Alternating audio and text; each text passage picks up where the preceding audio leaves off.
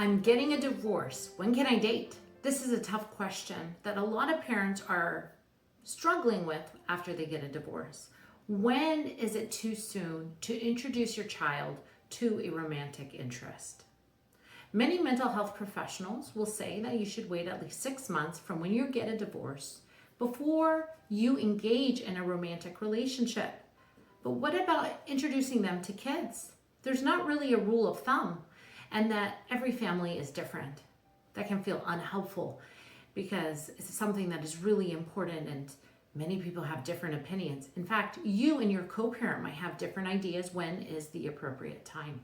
Think about this. Some divorces take a couple months and some take years. You may not even be divorced and may be thinking about dating. How do your children feel about the divorce and then you introducing another party? Where are they along emotionally?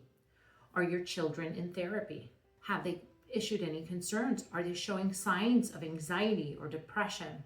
Are they well established and doing well in school and maintaining their friends group and other social networks? All of this is important before introducing another romantic partner. Just knowing this and understanding it and taking your time. In fact, you might be ready to date before you want to introduce the children. And that's okay too. You might want to take some time to establish yourself in a romantic partnership before you introduce the children. Now, what can or can't the co-parent say? How much involvement can the other parent have in your new dating relationship? And it may feel awkward or necessary to be able to have those kind of conversations because you still have children together. Well, from a legal standpoint, the answer is none. The co-parent can't control who the other parent is dating, who they're seeing when they introduce them to children, what that could look like, what's said, how it's said. So really it's an off-limits topic, legally speaking. But in practicality, I think many parents want to know how to navigate that conversation together for their children's benefit. And if we have those rules for me, we have them for you, and we probably both want the rules in place. Now, such rules can be like, hey, we're not going to introduce romantic partners until we believe personally that it's the right time. And that's my personal decision as I am the one who's dating. Maybe you say that we both have to agree.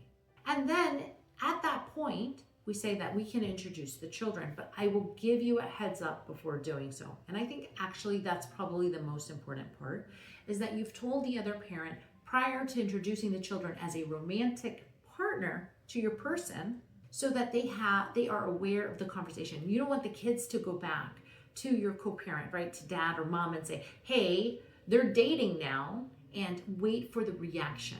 You don't want your kids to be the messenger of that kind of information. Instead, you want to be proactive and show your kids that there's a level of communication, trust, that you love them, that they're still the priority, even with a new party coming into the dynamic. So that's number one. Beyond that, it is going to be your discretion to figure out how to have that conversation with the kids. Now, here's kind of like a complication to this. What if the kids already know the person, right? It's their friend's parent.